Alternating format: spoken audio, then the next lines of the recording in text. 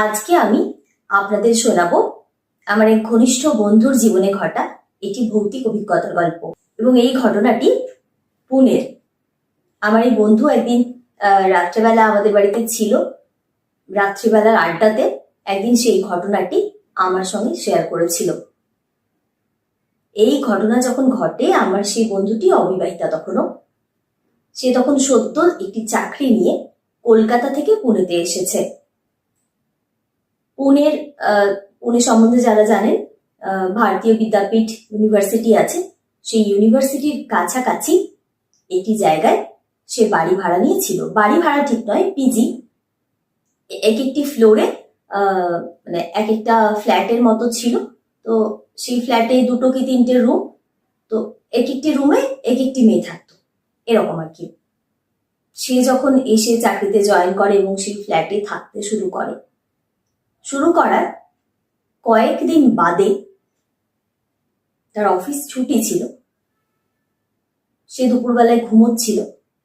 ঘুম ভেঙে যাওয়ার পরে যেরকম হয়, আমরা বিছানায় শুয়ে শুয়ে একটু এপাশ ওপাশ করি।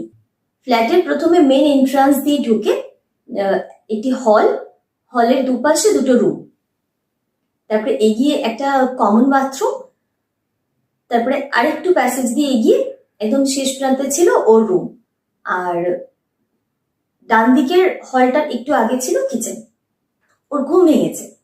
ঘুম ভাঙার পরে হঠাৎ ও দরজার দিকে তাকায়, দরজার দিকে ওর চোখ যায়। ও রুমের যে দরজা, সেই দরজার দিকে ওর চোখ যায়।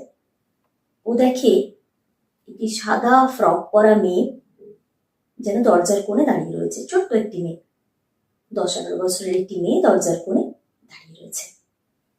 ও থাকতো ওই ফ্ল্যাটের মধ্যে বাকি যে 2টো রুম ছিল, সেই 2টি রুমের মধ্যে একটি রুমে 2টি মেয়ে থাকতো যারা ভারতীয় বিদ্যাপীঠ ইউনিভার্সিটিতে পড়তো। আরেকটি রুমে আরেকটি কোথাও চাকরি করতো, এরকম একজন ভদ্রমহিলা। ও তখন সদ্য পুনেতে শিফট করেছে, যা হয় সেরকম ভাবে কারোর সঙ্গে পরিচয় হয়নি। দরজা বন্ধ, ও ঘুমোচ্ছিল, দরজার কোণে একটি মেয়ে। তো যথারীতি ও একটু ঘাবড়ে যায়। কয়েক মুহূর্ত পরেও দেখে যে কই, কেউ তো কোথাও নেই। ও চোখটা ঘষে আবার তাকায়, দেখে না, কেউ নেই। ও তখন ভাবে মনের ভুল। আবার একদিন মাঝরাতে ওর ঘুম ভেঙে যায় হঠাৎ একটা অস্বস্তিতে।